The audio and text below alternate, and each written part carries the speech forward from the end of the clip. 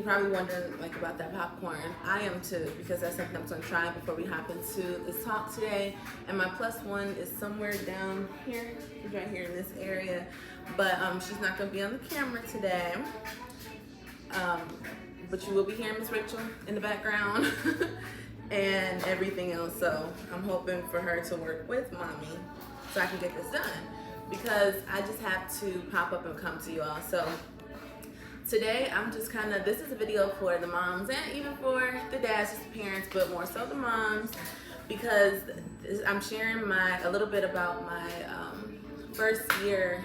Well, it's really been like a year and almost 2 months now that I've been a stay-at-home mom and, well, a mompreneur, but staying home with my child. And I'm so blessed because this is something that I always wanted to do. I planned for, had to have the tough conversations with her dad to try to work everything out, but I'm glad that I'm at this point. And I just want to also kind of share and inspire other women to know that even if you are a temporary single mother, like, God really does look out for single mothers. And on top of that, it's all about the attitude and your perspective that you have in this. Like, no matter what he does, like, you have to be okay. And I know it's some guys going through it too. No matter what she does, you have to just be okay. Like, if you want to be okay, you'll be okay. Whatever you want, when you realize your strength of what you want, you'll have. No matter what they're doing, like, you can't control someone else's, actions or thoughts or feelings or whatever the case may be, but you can communicate them. And if they're not willing to work with you, or they're just gonna lie or do whatever, it's up to you to maintain your peace and just stay who you are through the whole process of making it work. And it just gets better and better, because I've noticed that if you have somebody that's not willing to work with you, and whether y'all were in a relationship or not, like me and her father, we were in a relationship previously and like broke up, so that could have made me like, bitter or upset or whatever the case may be. But I didn't, because the way that I view it is like perspective is and a mindset really. I believe that when one relationship doesn't work, I don't care what comes with it, that if it doesn't work and it ends, it's meant to end. And that man is literally getting out of the way for my husband to come in. And I did have a little struggle of, when I have a baby, it's gonna change everything and I'm not gonna be able to date. Yes, it did change mine, but I still talk on the phone. Guys literally are like, okay, well, call me when the baby goes to sleep, or, this and that, and making it work. And okay, I'll text you instead of doing this. Or even if we like, video chat, and I'm not gonna have my child all in the video chat, and they like, respect that, of course. But it's like, well, we'll video chat and let me have her playing over here. But if she makes a sound or needs me, then you gotta hold on, So guys will work with you if they're meant to be too. Like, I just accept what's meant for me, and what's not, I just accept that it needs to go, like, to get out of my way. It's just that's always been my thing. That's always been how I am. But I'm like very loving, but if it's not supposed to be loved by me, or that person not supposed to be loved by me, or whatever the case may be, whether it's a person, place, or a thing, I let it go. And I feel like that's what's helped me progress and move forward a lot in my life with ease and grace, because of my heart posture towards it and my trust in God and just perception of how things are, and accepting something for exactly what it is and exactly what it's not. So yeah, but I want to take a brief intermission because my little plus one is getting chatty. I'm gonna try this popcorn. Yeah, so everybody has been making the cinnamon. You can't have this. Well, she can a little bit, but I don't want her on the ziggy roll. Okay, hold on. So popcorn. Okay, wait. So this is the cinnamon toast crunch popcorn. Everybody's been doing it on waffles and whatever, but I'm about to try it. Okay.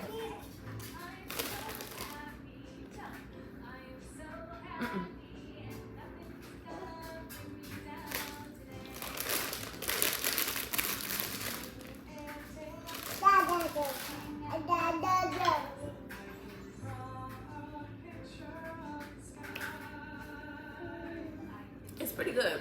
And actually, like, it tastes like and I haven't had Cinnamon Toast Crunch cereal in a long time, but it tastes like Apple Jacks. I taste like a hint of apple. Yeah, it tastes like apple jacks. It's pretty good. I don't want a whole bag of it though, but it's okay. It's like a, oh, I'm gonna try this, I want something sweet type of thing, like a something sweet while you wait for your brownies or something to get done. I know that's only what I can kind of think about it. But yeah, it's not all that. It's okay. So anyway, and I have my coffee now. You can't go wrong with this one. My favorite creamer, I don't know if anyone's seen that, my new favorite creamer alert is the Kahlua and cream, I think it's by International Delight. Or, yeah, I don't know, but it's a Kahlua and cream creamer. It's so, so good. So I'm addicted, so I put it in here. But yeah, back to the thing. So I have loved being a stay-at-home mom because, like I said again, I planned for this. I want to be a stay-at-home mom. But it is some hard days. It's hard when I have set my plans to show up for my YouTube channel or record something, or I wrote my first book, The Girl Your Mother Didn't Tell You About, and I'm doing that while breastfeeding in bed because my child won't let me get up out of the bed to take, while she's taking a nap during the day, or get up out of the bed at night without her waking up. Sometimes I can get out of bed, but it just really depends. But that's what I signed up for with parenthood, because you don't know your child's needs before you have them. You know, like the basic needs of a child, but you don't know the specific needs of your child and what they need for comfort or what you've created as their comfort. So I am my child's comfort. I breastfed her. We cuddle, we snuggle, we read, we talk. I'm here all the time. Like, I'm her comfort. That's okay, and that's normal. That's natural. I love it. That's fine. But it does get a little hard when it's like, oh, now I can't do X, Y, and Z. But it gets better because, as I get used to, our system, we start to work together, and she gets used to like not having to be able to be held. Because some of my earlier videos, I'm like holding her right here when she's like 4, 5, 6 months old. But now she can walk, so she's like, okay, I'm playing on the floor, more interested in toys, more interested in just other things around her, safe things around her that don't make that much noise. Just trying to put that out there. So, yeah, so it makes it a lot easier.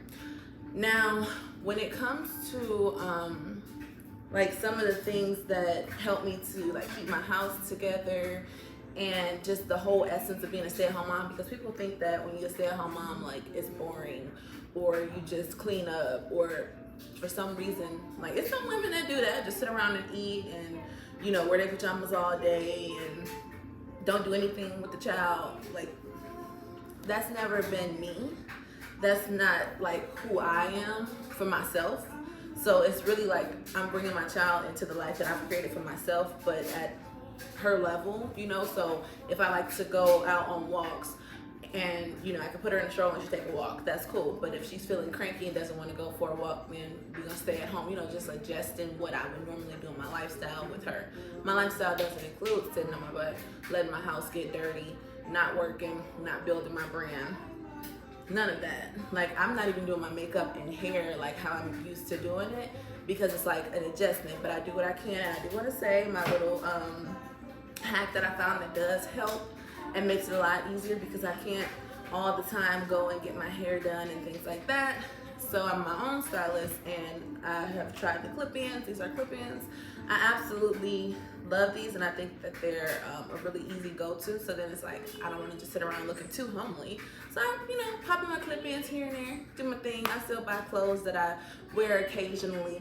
And on my Amazon storefront, I'm actually going to put that out here soon. Probably not in this video, but maybe in the next one, with a lot of different outfits and styles and things like that for breastfeeding moms, because I had to quickly learn that, especially on the days when I felt like, oh, I want to get so cute and this, and this, and I put on a jumpsuit that's a turtleneck without thinking, just because I'm feeling myself. And I look at my daughter and she's like, milk, that's milk. And I'm like, can't pull a turtleneck down. So yeah, I had to figure out cute outfits that are breastfeeding friendly. And it just works out, because you can tuck your shirt in your pants, pull it up, do whatever. But I figured it out, and still looking good doing it. So I'm gonna share that and a couple other things that I used in postpartum that helped me to get my tummy back together. But it is also, it's genetics and just knowing your body and not going off of solely what you see other people do, but solely what you need for yourself with the guidance of what's worked for other people, and then being consistent with that. So I'm gonna share that. And I'm trying to think, because I haven't had a time. I feel like she's just like doing so well, and I'm trying to make sure I don't miss anything, but I'm like almost anticipating her to need me because I've been so used to that. But anyway, let me focus. So yeah, now another thing, being a stay-at-home mom, like I said, with her needing me and me being used to like adjusting different things, I did try to work, with her dad, and I just started letting her spend some time with him without me, and that's been really good, and I knew exactly what I'm gonna do with myself. But now it's like he does it, but now he's trying to take my time up, and if something is happening in his life, he puts that before our plans, which sometimes makes me like, I don't even get upset or hurt, I just like disappointed, but like I don't fight battles that I can't win, and I don't engage in wars that I have no interest in conquering, if that makes sense. So I know I could win the war, but I'm not going to use my child as a pawn and make it harder for myself or her. That just doesn't make sense to me, and I'm not going to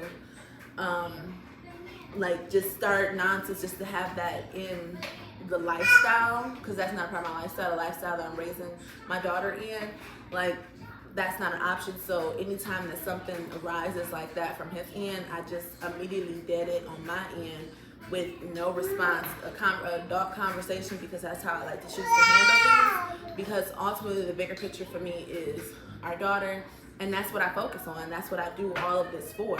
So it's like, sure, if it's not working, get it out of my way, but I don't go past a certain point, because I know she's only gonna be little for so long, and I know that this is temporary. So having that mindset and knowing that I can get through whatever this is perfectly fine. And even when it's just me and her, it's like, I love being a parent, I love my daughter. Sure, it might, being totally honest, it might be a little bit of an inconvenience for me to try to balance my daughter's needs and me doing this, but I've always said I want her to be a life learner. I want to bring her along when I was modeling to my photo shoots and to this and to that. So anytime an inconvenience from her dad comes up that changes my schedule or changes how we have to do something, it only makes me better and adapted. Like, adaptation is key in survival, really. And it gives my daughter the ability to adapt, and she's perfectly fine with adapting to be with mommy, of course. It's like, I'm living the dream. But we just adapt and make it work. So it gives me those, I've already been like a problem solver, creative solutions. So it gives me these ways to figure out, figure out how I'm gonna make it work. If I'm temporarily a single mother, that means I'm doing this by myself, and in this moment, it's just me and my daughter. So how am I gonna make X, Y, and Z work? And I figure it out. And if I can't do it, I find an alternative, or I wait. That's just what it is. It's never me dropping what I wanna do. It's just a pivot into something that's better, or into a waiting period for me to do, like, I always have something else to fill it in. So I just move forward with grace and ease, and I don't take anything personal. I don't have hard feelings towards certain things. It's not why can't we, or why this is this. I probably play too much. I like to have a good time and do what I want to do. Like, and if you know me, you know that I'm like, oh, let's have fun, let's go on an adventure, let's do this. I just like to live and love, and like, I show up as me, you show up as you. Let's have a good time. Let's be respectful and cool, but let's enjoy life, So that's my outlook on life. So I want him to, of course, be around and feel comfortable being around me and being around his daughter. And we chose to have her, so I want this to be like good, like, let's enjoy it. This is how it is, stuff happens, but let's enjoy the new dynamic of things. So that's how I approach it. And then when it comes to, let me see. Oh yeah, like the things that we do on a day-to-day. So like I said earlier, I don't like my house to be dirty. I'm not a dirty woman. Don't like disorganization. But with children, whether it's 1 or 12, it's gonna always be some stuff going on. Even 1 has stuff from wall to wall. But the thing is, I have a place for everything, and I've already had like a system before she was even born of how I keep things organized, because I know when I used to go out or, you know, doing my makeup or doing a video or doing a shoot, it looked like a tornado went around the room before I left, because you see my clothes of what I was going to wear and what I chose to wear. You see some perfume here, you see my makeup brushes on the counter, you see my mirror right there, like 2 pairs of shoes over here that didn't make the cut, like. But then I come back in, put everything in its place. So I literally have a place in that system where everything has a place, to the point where she can mess up stuff, but now I consider her playpen and the things around us, I can just put into their place, and it's a 10-minute tidy up, and it's good enough for me. Now I don't always deep clean and be able to mop my floors all the time, but I can Swiffer it and sweep when I can and put her in the playpen, and we just make it work. It's all about making it work and taking those opportunities when I have a moment to clean the kitchen or organize my office. I do that, or make a phone call, and the more I'm able to do that, the more she gets used to, like, okay, mommy's not ignoring me, mommy's taking care of the house, mommy's not, you know, just chit-chatting on the phone, even if I am, but she's right here and I'm not like forgotten. So I feel like that brings that balance, and then the trust on her, well, from me to my daughter, saying that, you know, we're in this together, and I can trust that my mom is still here while she's handling things, and it just makes her behave a little bit better, I feel. So, and I tell her before I do something, I'm like, mommy's about to do this, or if I'm taking a shower, it's like, where's mommy? So, you know, mommy's in the shower, so I do stuff like that, and that makes it just a little bit easier, because communication is key. People don't think kids are as brilliant as they are, but they really are, and they totally understand. They do. I used to talk to her when I was pregnant, and I prayed and I talked to her. Just side note, she was sunny side up, so that means her nose and her face was facing upward towards my pelvis. It was like that, so the back of her head was at the bottom and everything's at the top. So I'm like, God, you know, my doctor is like, that's gonna hurt if your baby is sunny side up. We might have to take another route if your baby's sunny side up, but you know, it'll all, work out. And I didn't make a birth plan because she's like, please don't. She literally begged me not to. She's like, stuff go wrong and this and this. I said, well, I'm just planning to have a baby and planning to have her natural. She's like, okay, we can do that. And I said, and not tear. She said, we can do that. And I had her naturally. I didn't tear, and it was good. But in the midst of, you know, me praying and just trusting God and talking to my daughter, like literally about it, and just leaving it as is, I remember I had a dream that she turned, like it showed me given birth, and she turned. And then I woke up and I was like, okay, thank God, that's good.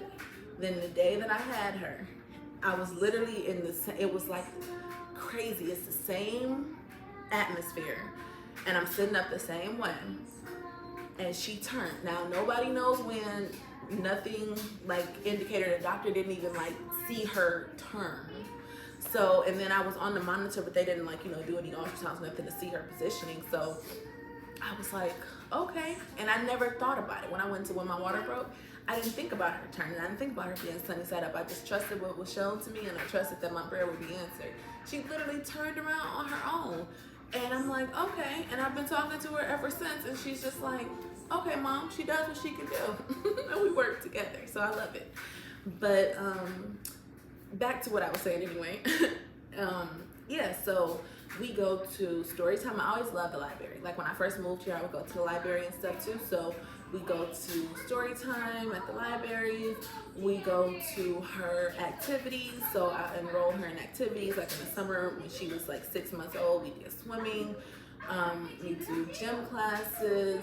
I take her on walks, mall walks. I'm gonna start going to like art galleries and shows and things like that. We go to the Winter Fest, like little events that takes place, and then just play dates occasionally, like with other kids, or we go to the park, and you know, you just live life.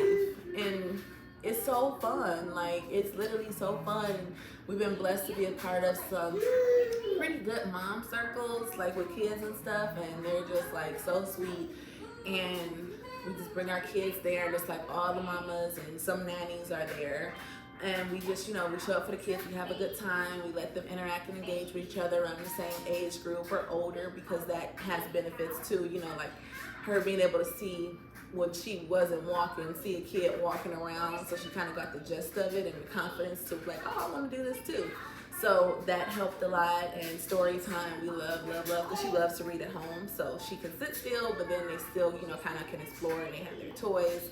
So it's really good. So you just have to like reach out really to your community and see what's going on to make the most out of it. Like, having a baby doesn't mean staying in the house or not going nowhere. Sometimes it does, and that's okay. But I love my home. I've made my house a home, so I like to be at home. My daughter likes to be at home, but we also like to get fresh air and go out. It's balance.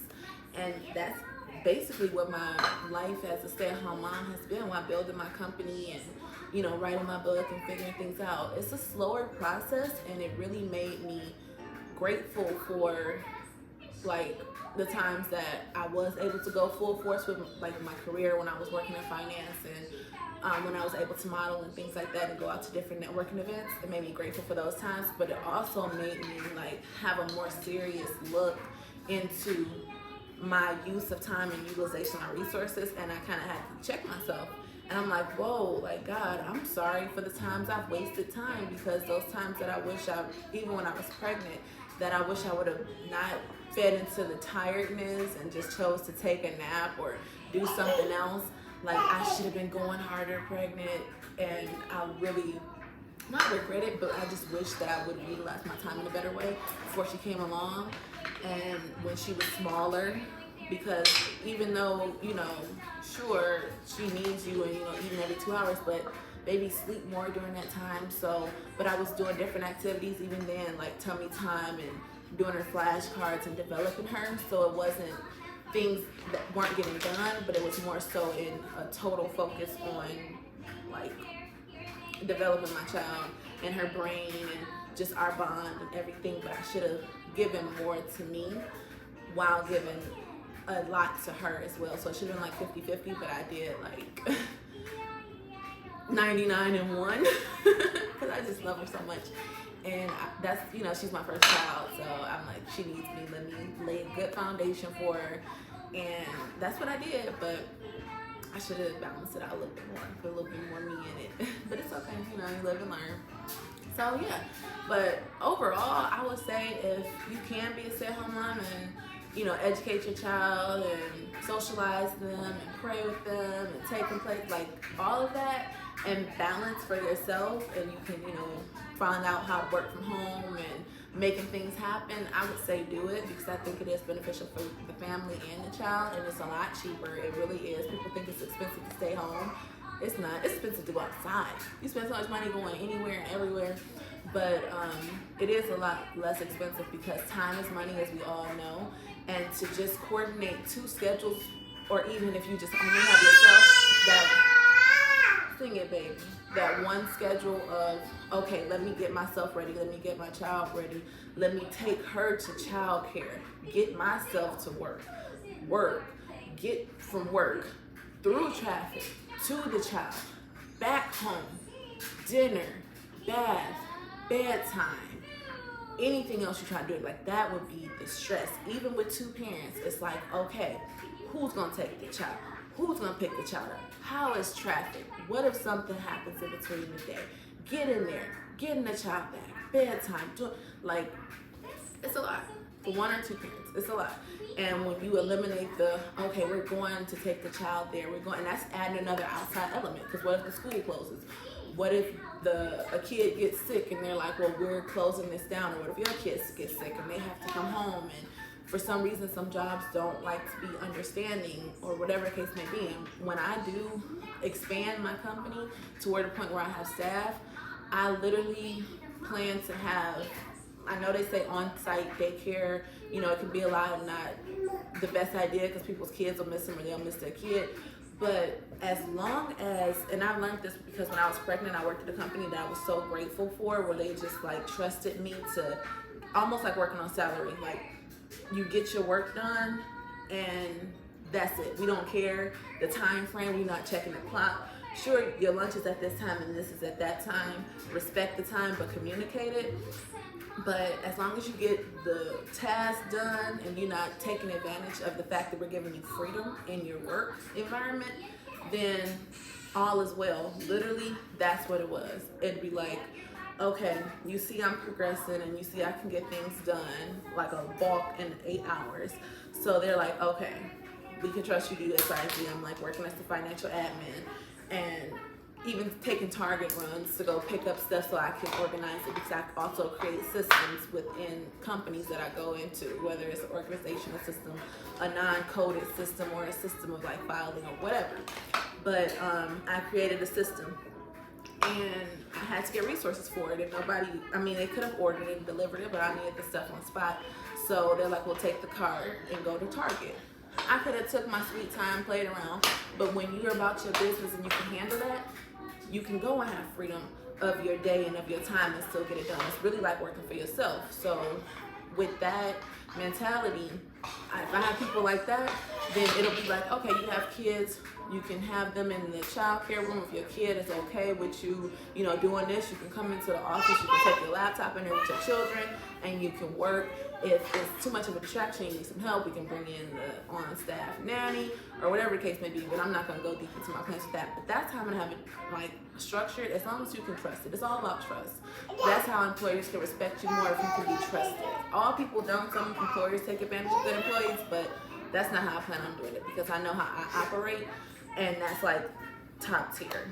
That's top tier right there. But yeah, because all we have is trust. But long story short, and I'm kind of like getting off this topic, but on topic, I love being a stay-at-home mom. If you plan for it the right way and just kind of go with the flow of things and keep a positive mind. And I know sometimes it's hard, but I feel like what you feed yourself is what appears for yourself. So if you know, put in and believe in God, believe in yourself that you can make it happen, then it will happen and it'll work out so beautifully, and your children will flourish and you will flourish and look up and like, wow, they'll be walking and talking and ready to either go to school, or their tutor will be coming in to, or their homeschool teacher will be coming in to teach them while you still do that. And it's like, wow, we got over all the milestones together and just making it work, and no stress, and we're doing it from home and kind of controlling the curriculum. But yes, but yeah, so that's been my year as a stay-at-home mom, and I definitely recommend it if it's something that you're interested in, or if you want to give it a try for a year. And yeah, so I'm going into my second year of being a stay-at-home mom. I'm debating with my third year. I might do it for a third year, but then I'm just kind of weighing my options with a couple other things to think about what would be best for my family and myself. But I believe it'll be great, and my channel and all the things that I put out will be successful, so that I can continue to be a stay-at-home mom and bring more videos and come to you all the Stina way and have more talks, and just overall get better at the process of, you know, showing up on my social media influence, my Stina stars, and putting everything that's in me out. So that's basically it. But I will talk to you all sooner than later.